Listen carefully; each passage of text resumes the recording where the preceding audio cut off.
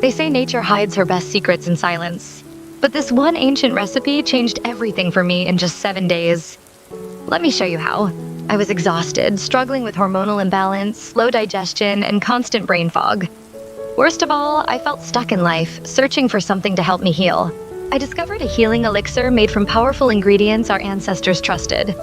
Fennel seeds, kalonji, ajwain, coriander seeds, dried rose petal, cinnamon, cardamom, clove, pink Himalayan salt, and a touch of lemon.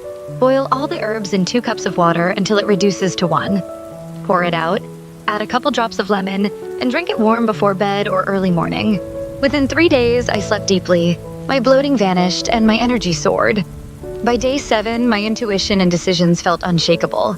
Even my mood and luck shifted. This is more than a drink. It is a ritual, a divine detox, a gentle yes to your real self, and a portal to alignment. Make it, drink it, save it, and share this gift with someone you love. Healing multiplies when it is shared. Your healing begins the moment you believe it is possible.